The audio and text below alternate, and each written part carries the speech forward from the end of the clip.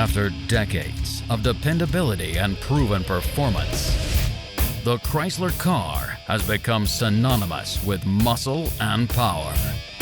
It is without a doubt the most sought-after brand at auctions, online and across the globe, setting and breaking records for the most valuable classic cars ever sold. The road has been rough, but our often marginalized Mopars are finally on the top of the mountain. Whether wrecked, rusted, or abandoned to the elements, we will find them and bring them back from the dead. It's what we do. This is Graveyard Carz. They're coming to get you, Barbara. Buried deep in the Pacific Northwest, one team in Springfield, Oregon, takes on the impossible, finding dead Mopar muscle and bringing it back from the grave. Award-winning master of Mopar, Mark Warman, his cousin Doug, his daughter Alyssa, his best friend Royal, his painter Will, and the rest of the GYC ghouls are restoring, resurrecting, and recreating some of the fastest, fiercest, and rarest muscle cars on the planet. This is Graveyard Carz.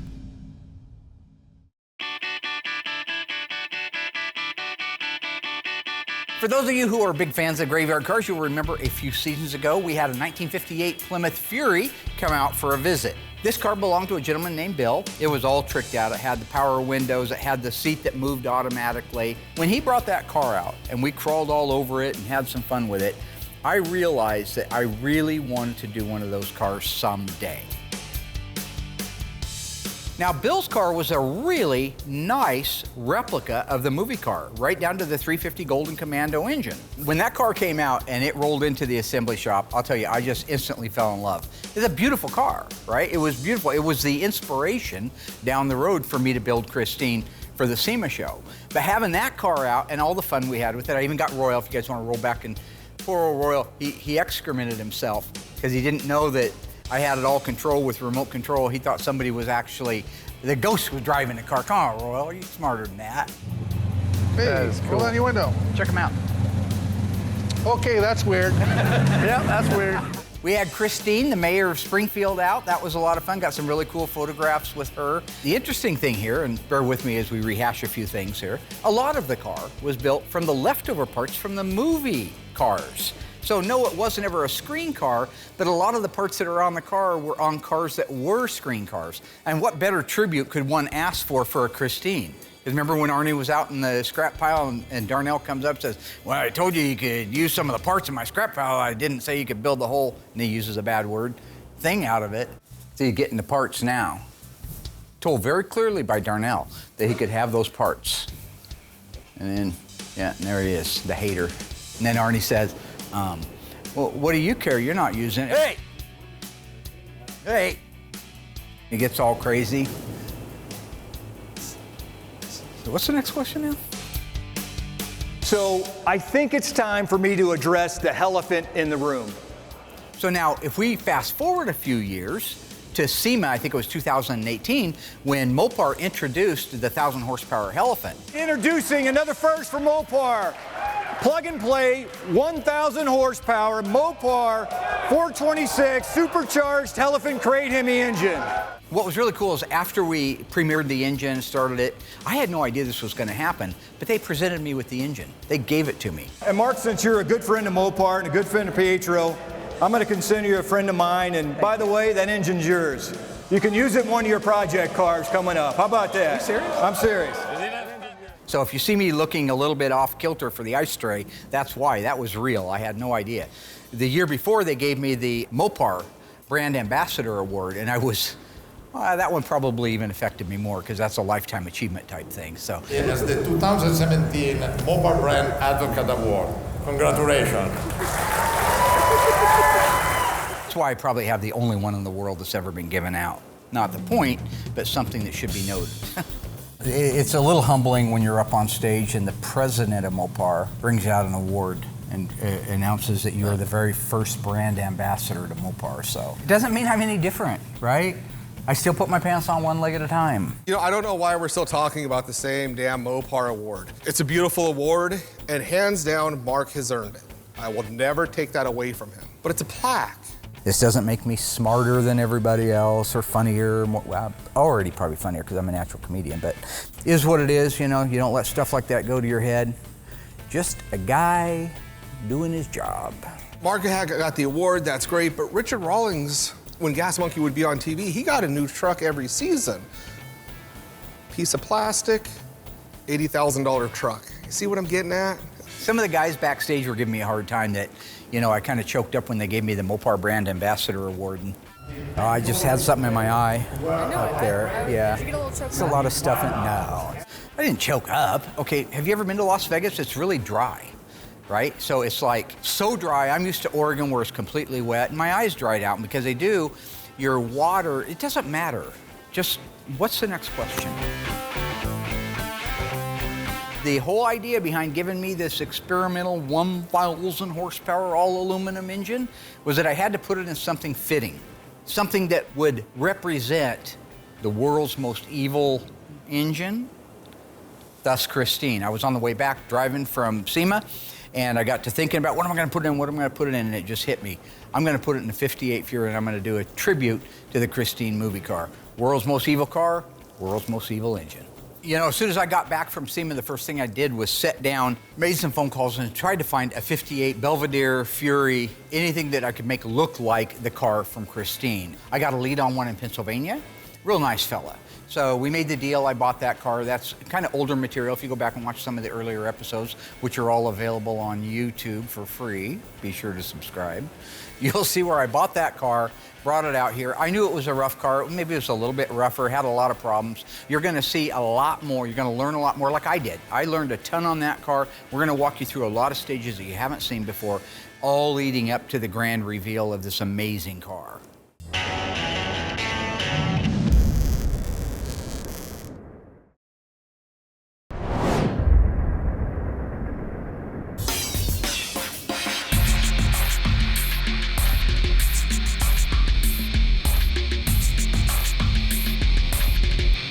So the Plymouth Fury is the second SEMA car that I've got to work on here. It's just a really cool car to be able to work on since it's, you know, based off the movie, and we're putting a pretty killer engine in it. Mark and Doug modified the frame to fit the engine in. They got that installed.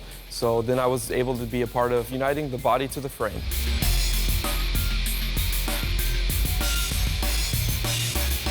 This was fun to build out, but it was sure out of our wheelhouse. But Mark and I worked on cars, mini bikes, go-karts, and everything for over the past half a century. We can build just about anything if we set our minds to it. Once Will had all the paint work done and we had it set back down on the frame, the fun stuff could start. The reassembly, the final assembly of Christine. All I remember about that whole thing was we had like 90 days to finish the car, and we really just got started on it. So it was suicide shifts back to back around the clock. We were working outside in the cold, working outside in the freezing, getting things ready. We were so jammed in the shop, none of us could work during the day on it because we had customer cars that had to be done. So we worked our butts off to get that thing done.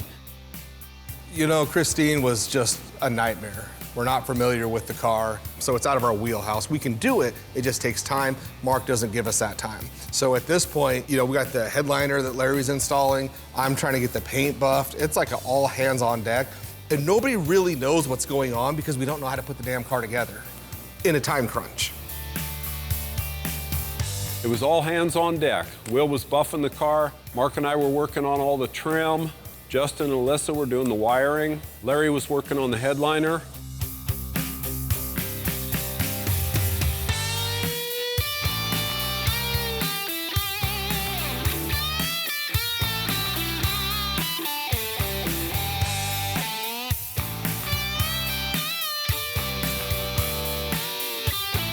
And I'll just say this, It was the last day before the truck was showing up. The truck was going to be there at 8 o'clock the following morning, and I believe it was a Friday, to get the car picked up, and we still didn't even have brakes on it yet. We hadn't bled the brakes out. So Doug and I were there Till 2 in the morning the night before the truck came to pick it up, but we made it. Finally got it capped, ready to go, pushed it around to the side for when the truck showed up. When we unveil this car next season, just a little teaser, we're going to cover a lot of the press that car got. It was one of the most talked about cars. It blew me away, probably because of the Elephant, not because we did the greatest body and paint, and you know, the 58 is so awesome. And those are true. We do a good job and the car looked great, but the Elephant, right? It was written about in every magazine you can imagine. It was talked about, it was on video. Even right now, if you just type in Elephant, you'll find 100 videos for it. But there were other things that went on at SEMA too.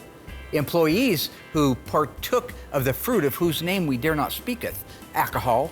We have the whole cast having a lot of fun at Vegas that we normally don't share, but I feel these days like, you know, that's gonna be our 16th season. And I just think it's time to pull back the big curtain and check out the Oz, the great Oz. Let y'all see what I gotta deal with when we go to these shows. Because I'm just telling you right now, there's stuff goes on that you wouldn't want to see spray painted on an overpass, you know? Now, Will and Alyssa, their job up there is to get drunk. I mean, really. I think the competition would be to see who cuckoos themselves first and who passes out. You know, Will likes to say that I get drunk a lot there just because he's insecure with the fact that he knows he gets drunk there and my dad sees him. Why don't we talk about how many beers you're going to drink while you're down there? Because they love to hear about that. They do. Yeah. Yeah. Drunk. Good comeback. Yeah. Yeah, you are. Why the constant drinking at these shows? What are you talking I'm talking about that every single time I saw you or Will, you had a drink in your hand. You started out not trying to hide it. Then nobody's that dehydrated. You know, after SEMA was over, I got back to the shop and just started working on other cars. And I think it was a few weeks after that the actual SEMA show aired on Motor Trend, that episode. And it was after that I got a call from a really nice couple, Brian and Amy. They have some movie cars in their collection. They have a really nice Bandit and they have a really nice General Lee, and really has got a lot of cars. But he's trying to collect some of his favorite movie cars from when he was growing up, which I get that. He was in love with the car. His brother or brother-in-law, I don't remember now, has a bunch of the 58 Plymouth, so he already loves the style anyway, but the Christine absolutely loved it. Now, what's interesting, he didn't want the Elephant. He didn't want it. He felt like this car was going to be a driver for him and his wife, that it needed to be, you know, just a dependable, normal car. 350 Golden Commando basically is a 383, a couple of dual fours on there, electronic ignition, you've got a driver. The Elephant is really in its early stages, and we don't know exactly what's going to happen down the road with it. So he didn't want to deal with it. He also felt like 1,000 horsepower is way too much for that car, which it is. So we made a deal for him to buy the car that we would convert it back to the way the real Christine movie car looked. So now, like the front suspension, we left that all alone, okay? Because that was all 58 Plymouth Fury stuff. What we did was we took a 383, which is a B engine. So the 350, 361, 383, and 400 are all the same size blocks. At a glance, they look the same. 350 cubic inch engines are difficult to come up with. So we just made a 383 look like the 350 that you see in the movie Christine. Anytime we do something different, it's always kind of fun, especially when it's unique. You know, painting the engine for this car gold and doing it single stage, a Chevy color, it's cool, it looks nice. But honestly, once it goes in the car, with everything being flat black and then the red, they really offset nicely, and it's actually very pretty to look at.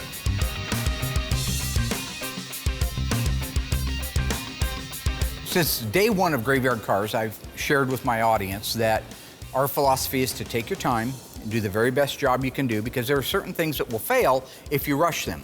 We did a whole episode about how plastic filler Bondo got a bad name because it was put on too thick, it was put on in the wrong environment, it had problems underneath it before they ever put the Bondo on. Well, this Christine was pretty much that situation. Unfortunately, is what happened was our mud guy sculpted the quarter panels out of Bondo. We just had 90 days to build the car. So instead of straightening sheet metal like we normally would and getting it really, really close. So you just had a thin layer of filler. We just packed the mud on it. That thing had a lot of mud. Now, this is only on the quarters. The doors and the fenders and the hood, they were so beautiful anyway, they hardly had any. But remember, we had to put the whole bottom half of that car on. So when you do that, you tend to shrink the metal, and that metal shrinks into a certain point. You should pull it out, metal finish it off, but that takes hours, weeks, months. We just caved and paved, the old body man used to say. So it would look good at SEMA, but we knew in reality we'd be revisiting it, and that's where we are now. The car goes through the process, everything looks great, gets down to Vegas, everything is good. Coming back, we get it unloaded, and just the trailer ride home alone broke the bodywork on it. It was so thick. It was almost just disheartening because you have so much time invested into it, and somebody's shortcomings just screwed everything up completely. So we had to redo the car. We had to strip both quarters right down to the bare metal. All that mud, all that filler, all that crap came off. We had to rework it, reshape it, repush it. Then we were able to do the mud work over the top of it the correct way, the way that we know it will last. At that point, we were able to hand it off to Will. We're able to strip the car back down, do it correctly, really take our time, and the car just looks, it's probably the one car I didn't want to see leave. So one of the cars that we're getting close to finishing is our 1970 Plymouth Roadrunner. It's the convertible. Mark asked me to hustle on this car really quick so we can get the dash installed. So I installed the second skin so we could move on to the rest of the interior.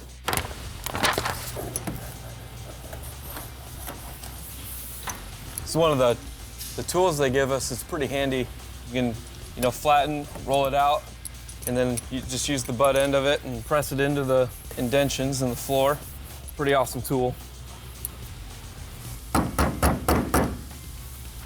These spots on the floor right here are always the trickiest because you got all those divots and crazy bends in the floor. So on this one, you got to make a few relief cuts. You don't want to dig your knife into the floor, but just making it look like a good cut, not like, just hacking this thing all up. You want to make it look intentional and not just going all over the place just to make the stuff sit down.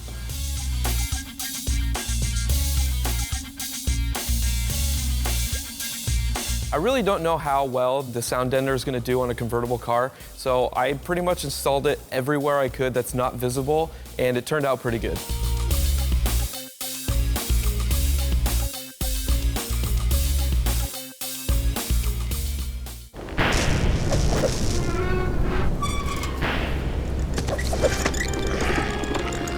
In a previous season of Graveyard Cars, we restored this absolutely stunning 1970 Plymouth Roadrunner in Alpine White.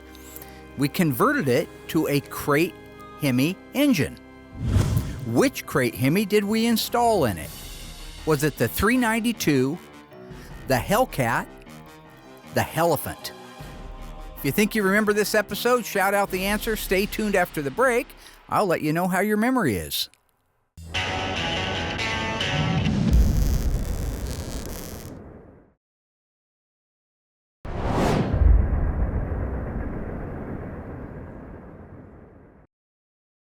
How'd you do on that one, folks? All right, our 1970 Plymouth Roadrunner in Alpine White with a black vinyl top, Krager wheels. What crate engine did we install in it? If you guessed Hellcat, you are wrong. This car received the 392 crate engine with Mopar controller, a 6-speed Silver Sport transmission, and a Dana Mosier rear axle. We did install a Hellephant in the world-famous Christine, and the only Hellcat we've installed to date was in our Hellbird. One thing I'm really excited about is we're doing the 71 Roadrunner. Now that's not to me like, oh wow, but it's cool because it's different. And our body guy knocked it out of the park. He did such a good job. It's a 440 6-barrel car, options up the crap shack. This 71 Roadrunner is really going to be a beautiful car when it's done, and super rare. It's one of like 147 ever made. It's a 440 6-barrel, 4-speed, no console, bucket seats. It's EV2 Tour Red, black interior. So right off the bat, you've got like a winner. It's a J81 car. That means it's a rear gull wing style spoiler. So in addition to that, it's a J52 car. That means that it has an inside hood release, kind of a cool little option. L31, Turn signal indicators, love it. N42, bright dual exhaust tips. Not all of them were, especially California cars. This one has the bright tips. It's a V21 car in addition to that. That's the hood treatment. That's the blackout with the stripes over the fenders on the 71 Roadrunner. And it's got the V8X, which is the over-the-roof strobe stripe. So overall, you've got a super, super rare car. It's getting close, and I'm very excited to see it get done. The color, I know it's old, it gets redundant. It is orange. I got that color dialed in. Because I'm so good with this color, I do it all in parts and pieces, different stages. Start with the engine compartment, get that knocked out, get a lot of my jam work done. Then that way I can jump right over to the body. The color that lays out looks amazing, so by the time I hit it with clear coat, it just brings it all to life.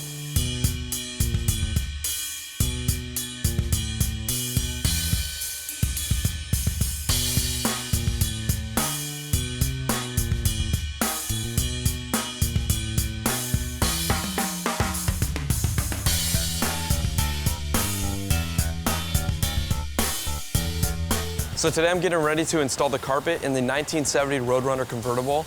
We get our carpet from ECS. They send it to us in a nice flat box. So this stuff, after it's been formed, it has not been rolled up and shoved in a box. It's laid out flat, so when I put it in the car, steam it out a little bit, make my cuts, and then this carpet is installed.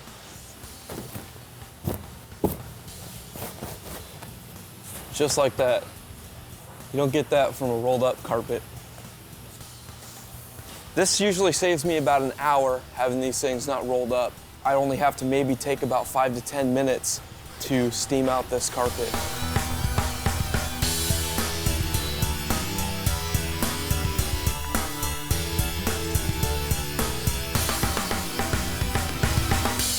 Mark doing something again.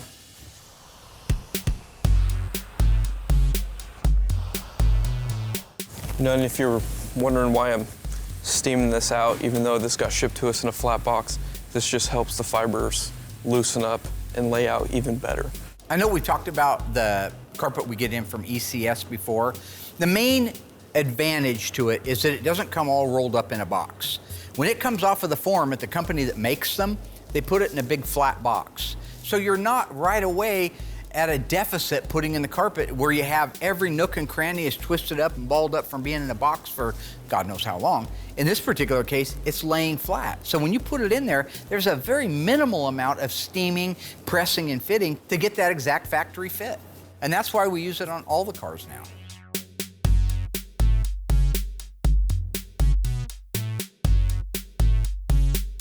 So once we had all the body work done, we were able to get it primered on Christine. Let it sit for a couple weeks, because again, there is no deadline, so it's really nice. Then at that point, I'm able to grab the GM Spectre Red, gorgeous color. I'm able to start getting the paint job going on that, and it's probably hands down the prettiest red I've ever shot in my life.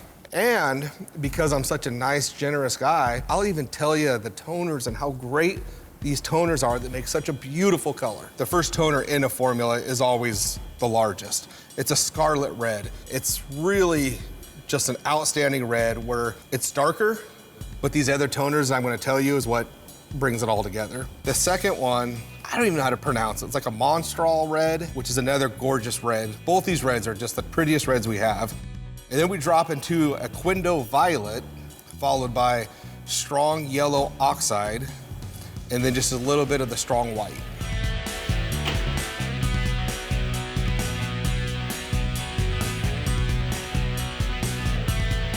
So I have the single stage color all mixed up. It's a polyurethane, beautiful color, thick product. I use the 885 reducer, DCX 61 hardener. It goes 4 to 2 to 1.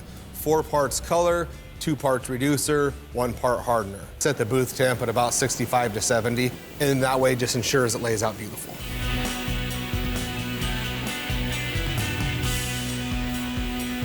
So when we did this car the first time, you get that SEMA crunch looming over you. I didn't get that luxury of let it dry naturally and flow out the first time, so I got that booth going about 85 degrees, which matches the reducer, which is fine. But as soon as I'm done painting it, I give it a couple hours at that dry time. Then I kick the booth up to about 130 degrees, because we gotta hurry up, get it dry, to get it buffed, to get it put together, to get to Vegas.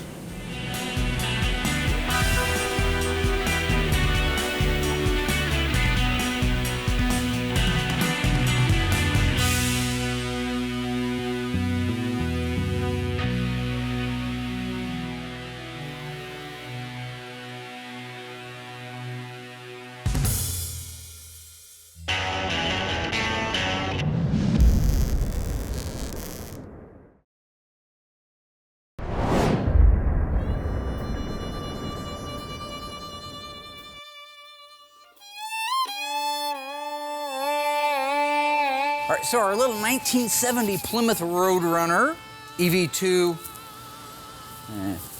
Justin's in there making some final connections. EV2 Tour Red is about to get the dash in. This car's getting really close to being done. I'm so looking forward to seeing this one done. I built out the drivetrain about a year ago. We ran this on the Easy Run test stand, no leaks, ran fantastic. Here's a side note for all you Cousin Dougie fans. I'm not a fan of convertibles. My mother tried to give me a convertible 30 times and I never took the car. Yeah, I can't imagine why. Poop box. After 30 years, she finally sold the car. Anyway, I don't care much for convertibles, but this one with a 4-speed, air grabber hood, Tour Red, I think it's going to be a real head turner. Now, you've seen us put in a million dashes, no big deal there. What I want to talk about on this car is the fact that it's an N96 air grabber car and how cool that is and what it is as far as mechanically that makes the air grabber door go up. One of the coolest option codes to see on a Mopar fender tag is N96. We talked about it many, many times. That fresh air hood. Now, the fresh air hood first showed up in 1969 on the B-bodies. You remember our A12 car had a lift-off hood. That technically was a fresh air hood car. Our 69 Hemi Roadrunner, the Seafoam turquoise car, that got a fresh air induction hood. But really, that hood got its very, very coolest in 1970. On the Challenger and on the Cuda, it became a shaker, right? Most desirable option ever on one of those cars. On the B-bodies, it became an air grabber or a ram charger, but functional doors. So if you go back to the yellow Roadrunner that we did a few seasons ago, that was an air grabber car. Go back to our 1971 Dodge Charger back in season 2. That was a ram charger car. It means that the hood pops up and allows cold air to go into it and feed the rest of the engine. And to me, really, how it works is the most fascinating part. So this is the dash assembly we're getting ready to put in.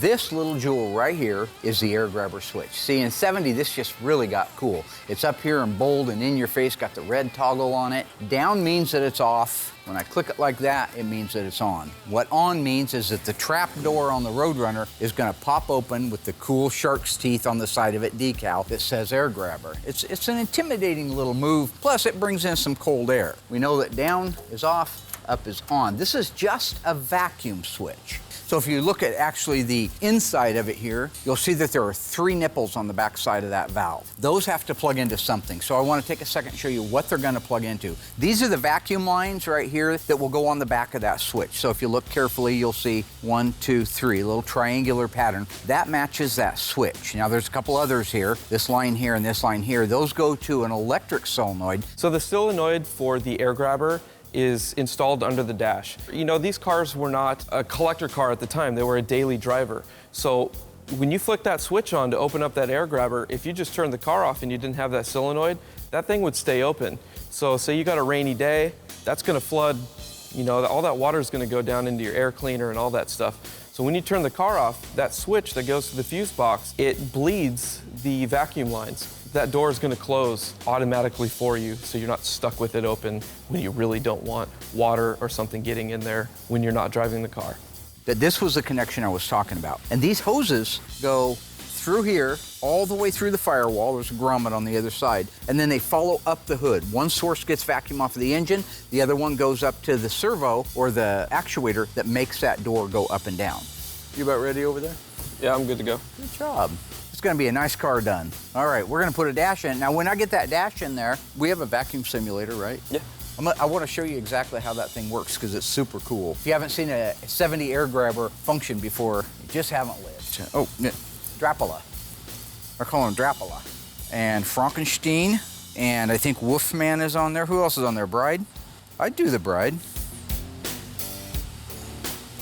Oh, no. The 69 Charger we bought up in Gaston, Oregon, it really didn't take too long to finish the final assembly on. We had to remove the drivetrain and detail it correctly, and that's really all I had to do on that car. Now this is really cool. So you guys remember the 69 Dodge Charger RT that Doug and I went up to Gaston, Oregon and bought and drug back. It had the body and paint work done, it had the engine done, transmission done, but really it needed some correcting, some cleaning up, and then it needed final assembly. Well, we finally finished that. I was on the phone one day talking to Brian that bought the 58 Plymouth Fury, and I was telling him about the car. That was a really nice car, and I was getting ready to put it on eBay. he was looking for a 69 Charger at the time for his wife, Amy. So we just talked for a while. I told him about the car, so we didn't restore it, you know. So it may not be exactly up to our normal standards, but it's a damn nice car. And it could be a pretty fair price. So at the end of the day, we made a deal. He bought the car, and it's going home to him.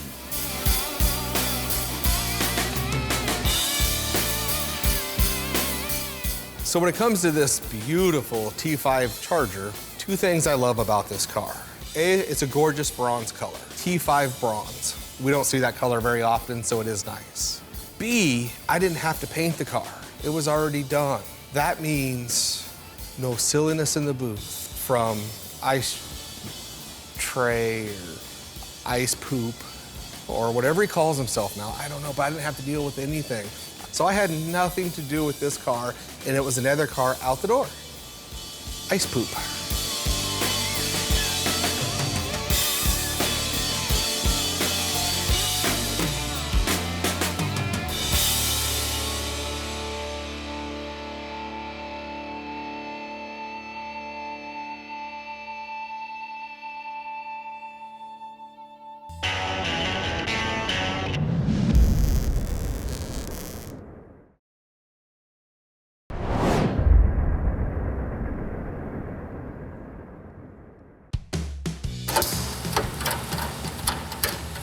Might be a little tight popping it off, but.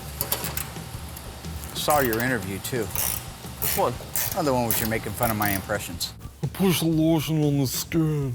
Oh, that was good, huh? That was funny. Yeah. That was great. Blame them. Huh? Well, you can blame them for that Pete's one. the damn devil. He Yeah. loves causing trouble with people. I didn't get time to warm up, though, so. Oh, would your impressions of me doing impressions have been better? Probably. Oh, yeah.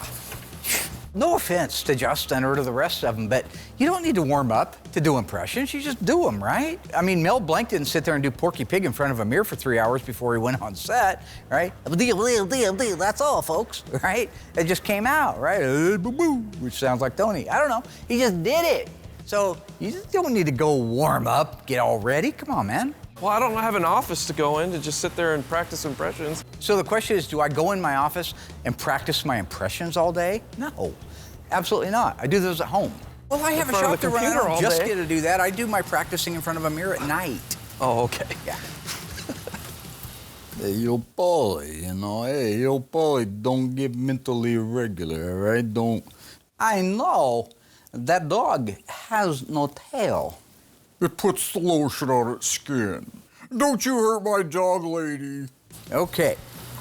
So once we have this set on the pegs, I love it. Love it when a plan comes together. I'll hold that up. That was nice. Okay, I'll just get in here and I'll... Do you have the shark's teeth on the side of the air grabber? Have you put the decal on yet? No, I haven't. Because you forgot to order them. Well, I forgot to order them, but they've been here for a week now. No, they haven't. They just came in yesterday. Well, why didn't you And put then them you on? wanted... Because I was working on a different car. Because you was working on making fun of my impressions. Adrian, Adrian. Hey, yo, man, it's me, Rocky. Hey, yo. Yeah, it's like that. Hey, yo, Adrian, it's Rocky. Hey, yo, Paulie, don't get so mentally irregular. Yo, Adrian, comma, it's me, Rocky. Top that. I ain't no one-trick pony, okay? I celebrate the man's entire catalog. Is what do they say in France? Ouvre. Ouvre. What I do is I take my hat and I turn it around backwards like that. And it's like a switch that just goes on. You know, when the switch goes on, I'm like another person. You know, I don't feel like a truck.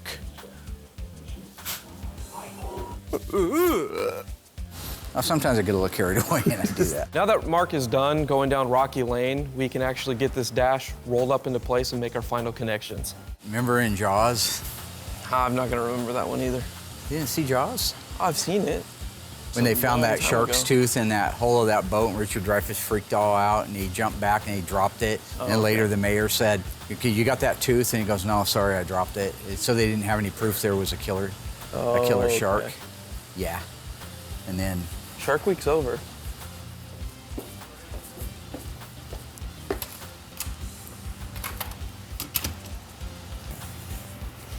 My head hurts.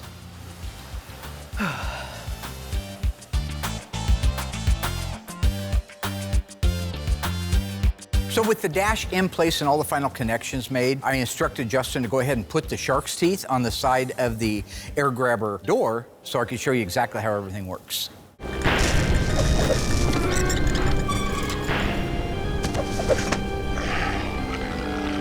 Previously on Graveyard Cars, we restored this gorgeous 1971 Dodge Charger RT 440 6-pack Ram Charger hood car. True or false? This car was a 4-speed manual transmission. If you remember the car, you should remember what it was. Stay tuned after the break. I'll let you know how you did.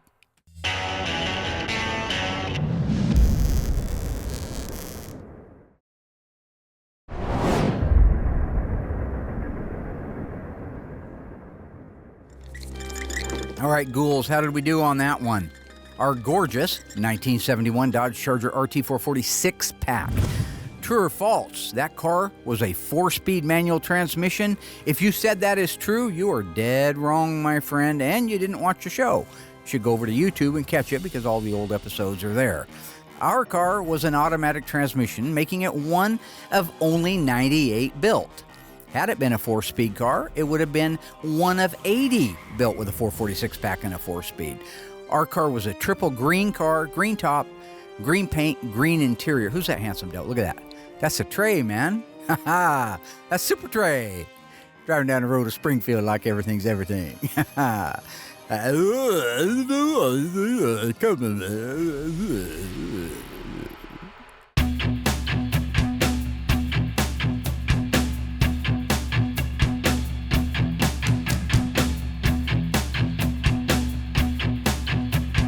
So these are actually the first shark teeth that I've done for an air grabber. I pretty much do all the graphic decals on the cars now, but Mark gave me a tip when doing these is on the clevis pin on the door, since that rotates when that door moves up and down, put a little bit of grease on the end of that thing so when you lay your decal on, it's got some lubrication so it doesn't twist or tear the decal. Now this is a trick that actually Tony D'Agostino taught me. Is when I did the decals on the 71 Dodge Charger air grabber door, I just put them on there. They're hard to do because they're up inside there. The thing is, they say, why don't you do it when the door's off? You can't. The clevis pin that it pivots on goes under the decal. So if you put that decal right over that clevis pin, it rotates. What's going to happen is it's going to tear a little hole. If you go look at all the factory original ones, they all have a hole where it grabs that decal and turns it. And you say, okay, that's fine. So Tony tells me, put a little dab of grease right there where it's at, where it pivots. That's cool. I didn't realize these had the reflective backing on it.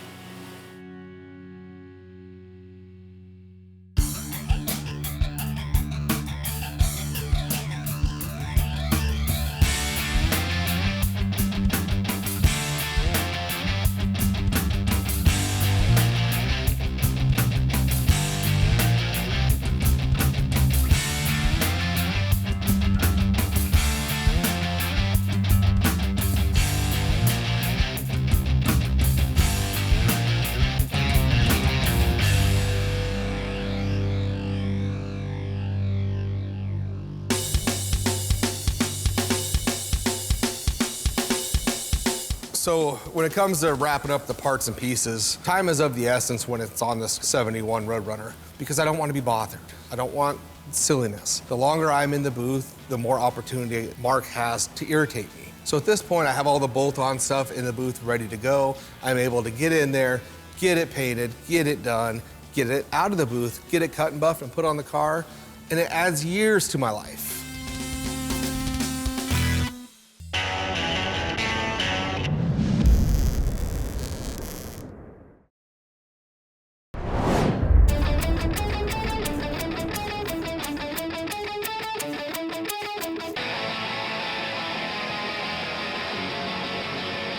So today is a pretty exciting day. It's the first time I'm actually gonna take my son Brody in the booth to paint. Did this car a little bit differently. I'm doing it in pieces. Makes the area smaller so I can actually work with him. He's not gonna be spraying, but I'll be able to go over how I'm doing it. If he has questions, I can answer it. He's been doing a lot of our epoxy primer. So while that isn't technical, it puts a gun in his hand. So he's been spraying a ton of primer for the past few months. So this will be the first time we get to go in there, go through the process, show him what I'm doing. You know, get that first coat of color on there. Then after that, he can come to me and ask questions. You know, Dad, why do you do it this way? Why do you do it that way? You guys remember when the movie poster came out for Jaws 2? Just when you think it's safe to go back in the water? Yeah. And just kind of break the process down really slow so he has a better understanding, because I'm hoping next season he'll be where Noah's at, where he's doing more jam work, little things like that, getting more some paint time in that's not actually doing the final paint on cars. Miyagi is here. Mr. Miyagi. When he fixed his shoulder after Johnny swept the knee, you had to do the crane. You getting ready So to at this teach him? point, No. You getting ready to teach him how to do stuff like I did you 25 years ago? Right? so yeah. Yeah, no, that's good. I know. That's good. Hey, all right. Talking Miyagi, man. Dojo. Miyagi Dojo. Wax on, you know what I'm saying? So at this point, we're getting ready to head in the booth. Look like Kenny G. So let's just be clear on this. Kenny G is not the father of Brody William Scott. They have similar hair, I get that. I don't even know if Brody's looked this up yet. Do you know who that is? Nope. No, I'm a little too young for that. But he's not the father. So with Brody being on board now and coming to work every day, he can see what I've spent the past 30 years dealing with working with Mark. So at this point, we got the paint ready to go. Will ate some raw oysters at the coast this weekend and crapped his pants. Well, I'm 60 years old. Mark is 59. I've known him my whole life. That's half a century of crazy. Crazy. Well, you got a zipper on the back of your pants right around your butt. And that's a cut. Well, after dealing with Mark's silliness, and that's behind us now, I was able to get in the booth and get the Roadrunner painted.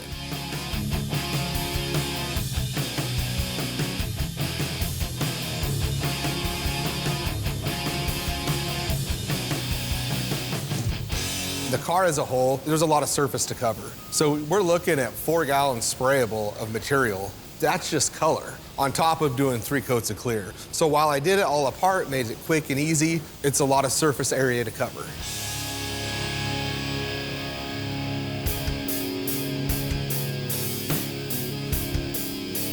So honestly, I can't wait to see this car done. It's got all the right things on it. It's a 4-speed.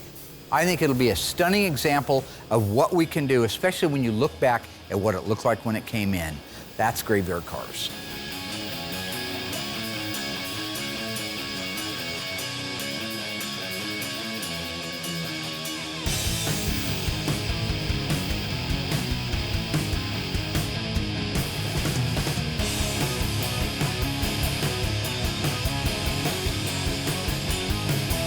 Heroes and villains, angels and devils. If you didn't have Mark Worman, you'd have to invent him. And that's Don King, Made in America, 1997 movie. Remember, he cheated Muhammad Ali out of a bunch of money and stuff? The bad guy.